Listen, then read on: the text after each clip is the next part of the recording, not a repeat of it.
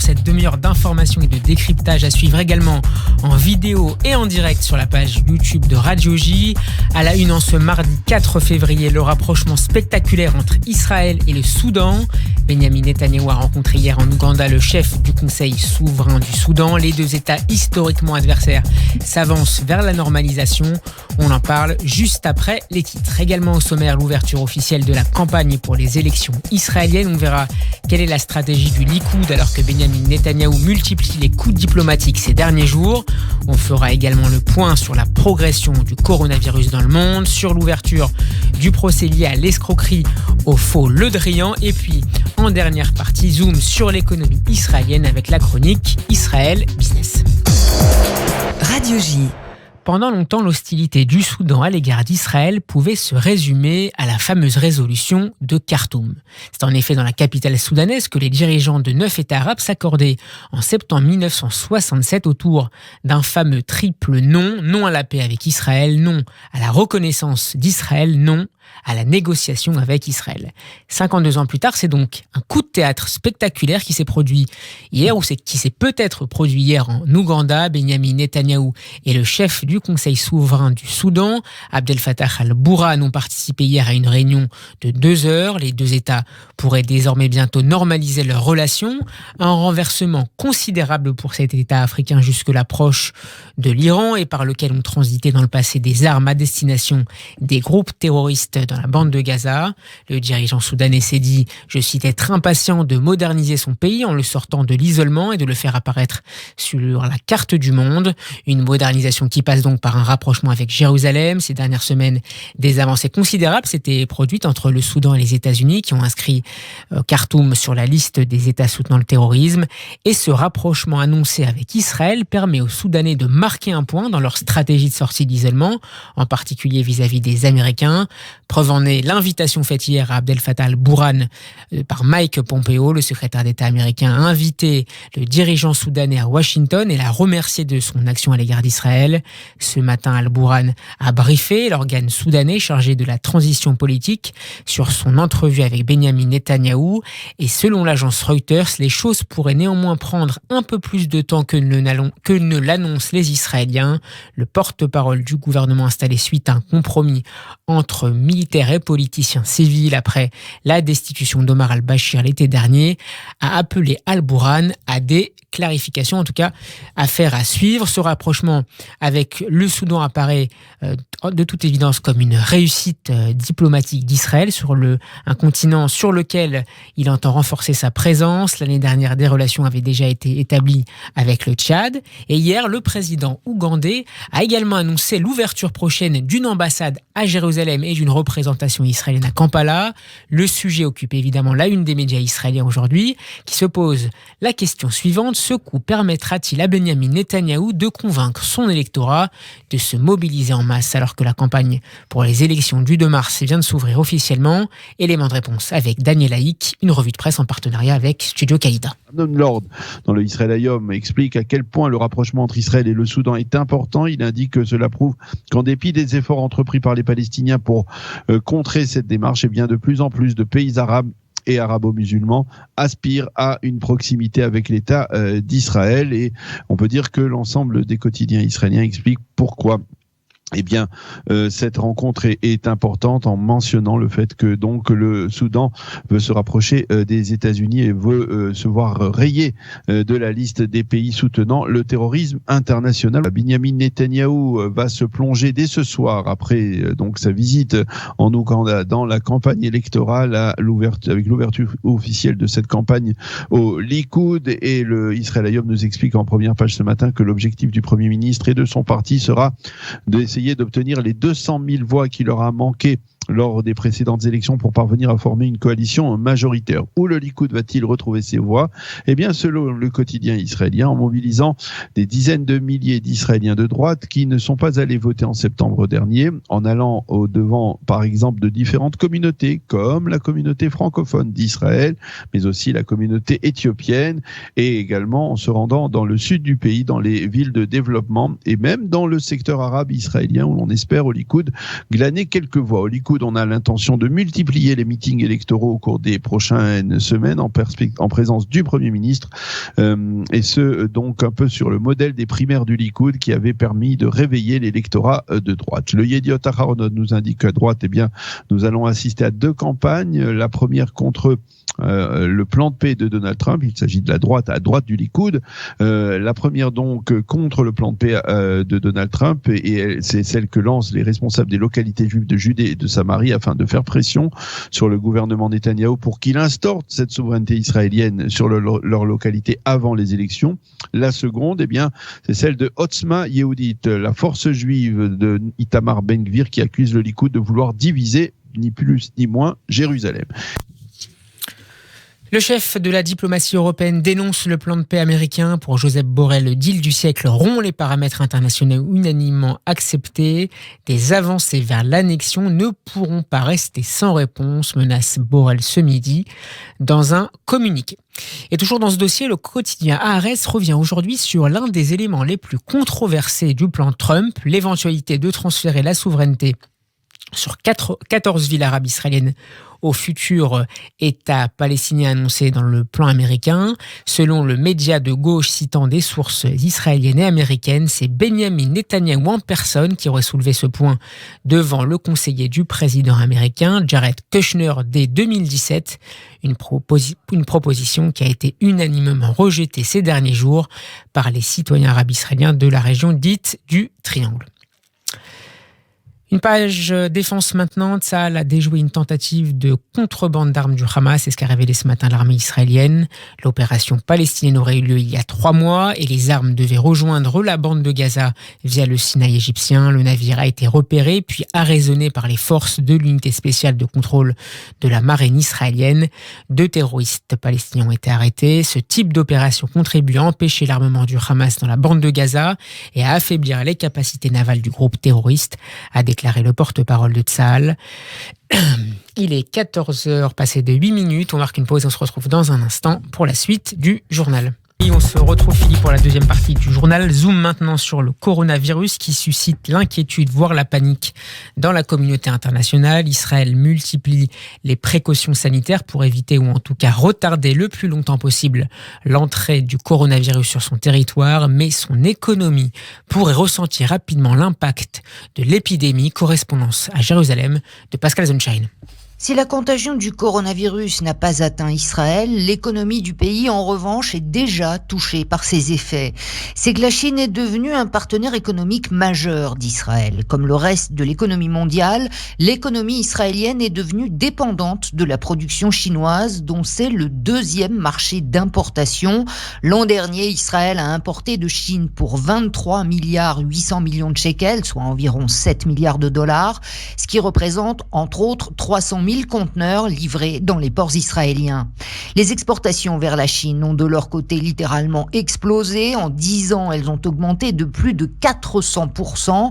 La Chine est aujourd'hui le 3e client d'Israël derrière les États-Unis et la Grande-Bretagne. L'an dernier, les exportations ont totalisé 16 milliards de shekels. Mais Israël a aussi recours au savoir-faire de la main-d'œuvre chinoise. 10 600 ressortissants chinois sont actuellement employés en Israël, dont 65% dans le secteur de la construction.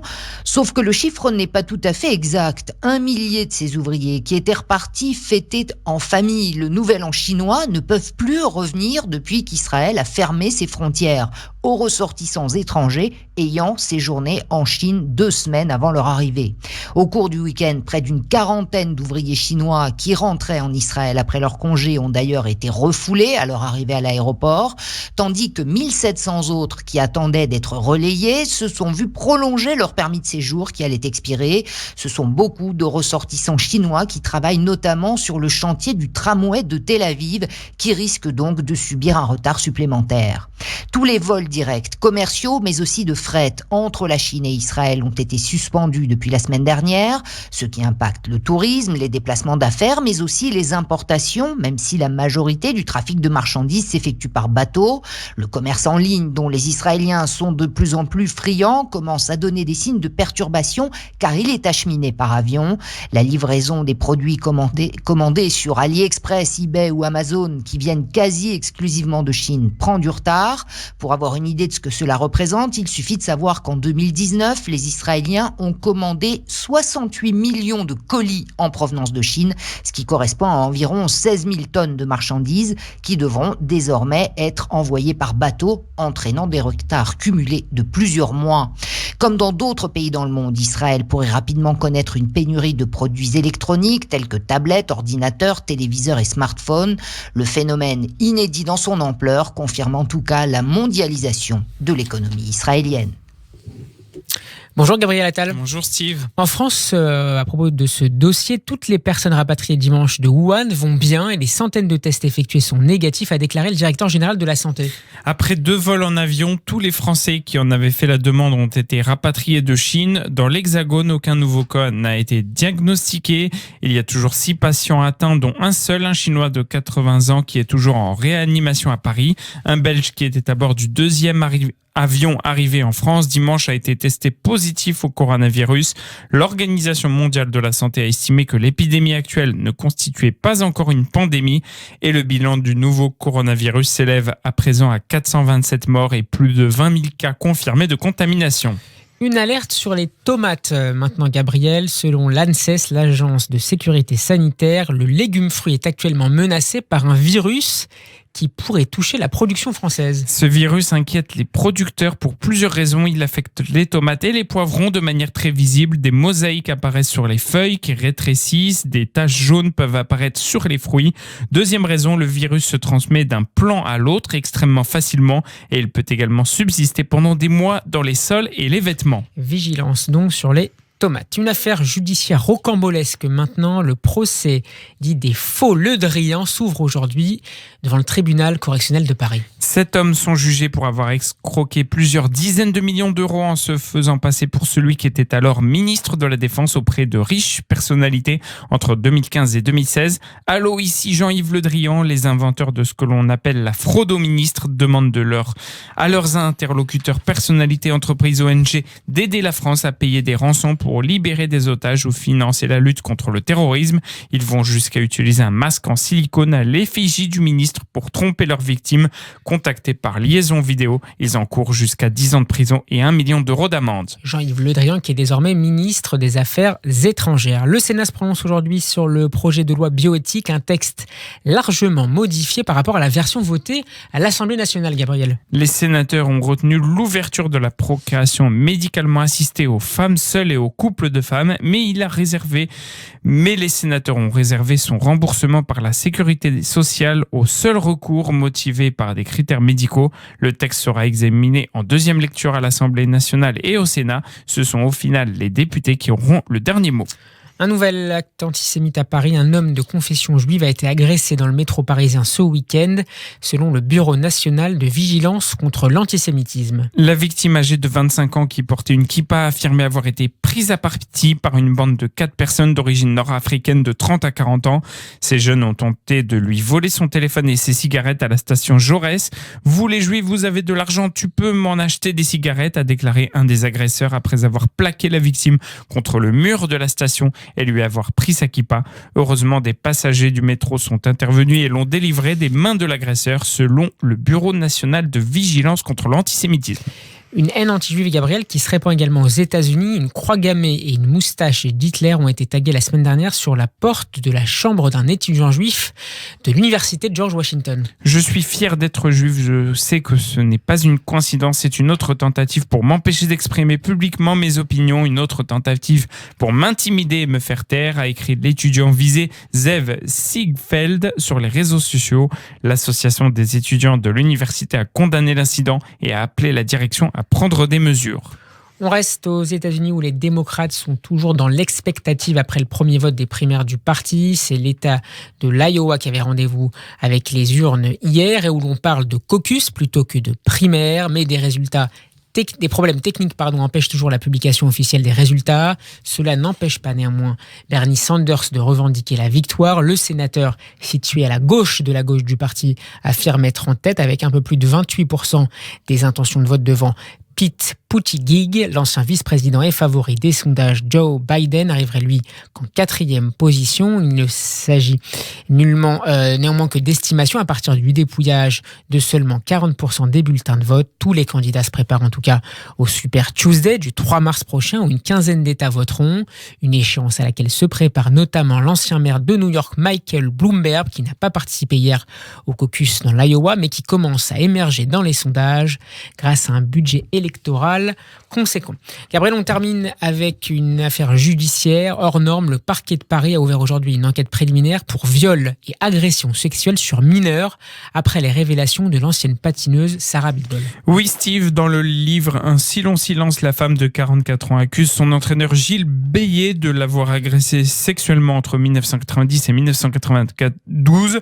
Ce dernier a concédé des relations intimes et inappropriées. Sur BFM TV, Sarah Abitbol a réagi en saluant une victoire. Ce qui se passe est extraordinaire. Elle a indiqué qu'elle était enfin prête à affronter cette affaire. Une affaire qui suit les révélations la semaine dernière du quotidien L'Équipe. Merci Gabriel Attal. On marque tout de suite une dernière pause et on se retrouve dans un instant pour la chronique Israël Business. Radio J, 14h20. Tout de suite, Israël Business. On retrouve Steve Nadjar. Tous les mardis, c'est l'heure de retrouver Israël Business, la chronique qui vous raconte les dessous de l'économie israélienne et de ses startups.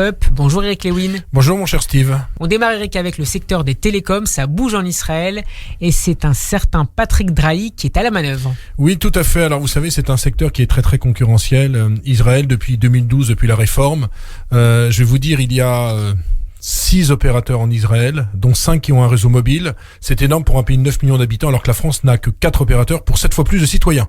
Donc la concurrence fait rage et donc les boîtes ne gagnent pas tellement d'argent. Cellcom, par exemple, avait fait un grand plan de licenciement, ça avait été annoncé en septembre dernier. Alors ce qui se passe, c'est que Altis Europe, qui est la propriété de l'homme d'affaires Patrick Drahi, présent dans la téléphonie avec SFR, ou encore les médias avec BFM et I24, vient de faire une offre de rachat sur Partner, qui est le 2e opérateur mobile en Israël. C'est sa filiale Hot qui mène cette opération avec comme idée de devenir le numéro 1 du mobile en Israël et le 2e dans le fixe derrière Bezek. Pour l'instant, le groupe dirigé par Patrick Drahi est 3e dans le fixe et 4e dans le mobile. Comme je le disais, il y a une guerre des prix énorme. Je parlais de Cellcom, mais quand on regarde par exemple sur les 9 premiers mois de l'année 2019, il y a eu moins 4% sur le chiffre d'affaires de Hot et moins 2% pour Partner. Là, il y a quand même... Et malgré tout, Patrick Drahi a intérêt à investir dans le pays malgré ces chiffres qui sont pas forcément il a intérêt positifs. Parce qu'il y a trop d'opérateurs et ils sont trop à se partager le gâteau. Et si vous voulez faire des économies d'échelle, si vous trouvez des synergies, il faut réduire le nombre d'opérateurs. Alors la grande problématique, c'est ce qu'on appelle le régulateur israélien. Est-ce qu'il sera capable d'accepter pas simplement la transaction de plus de 700 millions d'euros, mais en cas de succès, Hot détiendrait 40% du marché israélien. Il y aurait des risques de ce qu'on appelle un abus de position dominante. En tout cas, les plus contents, ce sont les actionnaires de Partner. Depuis cette annonce, le titre a gagné à la bourse de Tel Aviv, puisque c'est coté et sur le Nasdaq et à la bourse de Tel Aviv, un peu plus de 7%. L'affaire est en tout cas à suivre de très près. On suivra ça de très près dans Israël Business. Exactement. Eric, nous avions évoqué ensemble la semaine dernière le top 50 des villes les plus chères du monde. Et comme vous adorez les classements, vous revenez sur celui publié par TomTom sur les villes les plus embouteillées au monde. Alors c'est un classement très sérieux, ça fait rigoler TomTom, mais c'est une entreprise spécialisée dans les technologies de localisation. Alors elle publie pour la 9e année consécutive sur les villes qui sont les plus congestionnées au monde. Alors sans surprise, c'est Bangalore en Inde. Vous savez, Bangalore, c'est une ville très tech. Il y a beaucoup d'entreprises même européennes qui s'installent à Bangalore et on peut absolument pas circuler. En tête devant Manille ou encore Bogota. Paris est 42e, par exemple, sur un trajet de 30 minutes. Un Parisien perd 22 minutes le matin dans un embouteillage et 21 le soir. Pour Tel Aviv, le classement n'est pas génial. La ville est 21e, ce qui n'est pas une surprise pour les gens qui ont l'habitude de circuler à toute heure du jour et même parfois de la nuit. Il est plus simple de circuler à Paris qu'à Tel Aviv. Paradoxalement, oui, parce que les routes sont très congestionnées aussi bien le jour que la nuit. Alors parmi les grandes villes mondiales, New York est 52e, Moscou 6e, Tokyo 32e ou encore Londres 45e. Et puis si vous voulez acheter une voiture de course et pas avoir de problème, vous achetez une belle petite Ferrari ou une Porsche, mon cher Steve, pour circuler dans les rues et pas avoir de problème. Vous pouvez être à Cadix en Espagne ou encore à Cleveland dans l'Ohio. Ce sont des villes qui sont au-delà de la 400e place qui en compte 416 de ce classement. C'est pour cela que je passe mon permis de conduire. Et puis à moins d'un mois des élections générales en Israël, une bonne nouvelle Eric, le chaos politique avec 3 scrutins en un an. n'entrave pas la bonne santé économique du pays. Oui, alors c'est une agence de notation en l'occurrence Moody's qui le dit. Alors Moody's, il y a 3 agences de notation dans le monde. Il y a Fitch, Standard & Poor's, Moody's. Vous savez, ils font de la notation des pays, notation financière, mais aussi notation économique. Alors il maintient le niveau de l'économie israélienne à A1, soit c'est le 5e niveau sur 21. Pour ce rapport, l'économie israélienne est variée, concurrentielle et relativement solide face aux chocs venant de l'extérieur. Néanmoins, il y a un bémol, c'est que l'incertitude politique, on l'a dit, on le redit tous les mardis, freine les réformes. Donc ça a bien une incidence. Ça a quand même une incidence, mais il y a quand même un bon classement. Cette incertitude politique freine les réformes de fonds nécessaires pour réduire un déficit budgétaire supérieur à 3% du PIB. Et puis, comme j'aime les classements, avec A1, Israël a le même classement que la Chine ou encore l'Arabie Saoudite. Mais enfin, l'Arabie Saoudite, c'est un petit peu biaisé parce qu'ils ont une telle manne pétrolière que même s'ils ne font aucune réforme, ils ont un bon classement. Les pays qui ont la meilleure note, c'est-à-dire 3A, c'est bien sûr Singapour, le Canada, la Suisse, l'Allemagne, les États-Unis, encore l'Australie, mais on ne peut pas réellement comparer ces énormes puissances et un pays qui a à peine 72 ans d'existence. Donc, et puis il est probable que, par contre, si l'incertitude politique s'arrête, toutes les agences de notation se disent qu'elle pourrait augmenter, relever la note de l'État d'Israël, ce qui est plutôt une très bonne nouvelle, parce que plus vous avez une bonne note et plus vos conditions d'endettement sont intéressantes. Et à ce, l'inverse, indépendamment de la personne qui serait le futur Premier ministre. indépendamment, ce qu'ils regardent, c'est le programme politique, le programme budgétaire, le programme économique, et en fonction de ça, ils décident de relever ou non la dette. Mais c'est intéressant parce que, je vous dis, plus la note est attractive, plus Israël a une bonne note, et moins la charge de la dette est importante, c'est-à-dire plus le coût de la dette diminue. Merci beaucoup Eric Lewin de cet éclairage. On vous retrouve la semaine prochaine. C'est la fin de ce journal. Vous pouvez le retrouver dans quelques minutes sur Facebook, YouTube et sur notre nouveau site radioj.fr. Vous pouvez également le podcaster sur notre application Radio J officielle. Prochain retour de l'information à 15h. Excellent après-midi à l'écoute de nos programmes. Prenez soin de vous.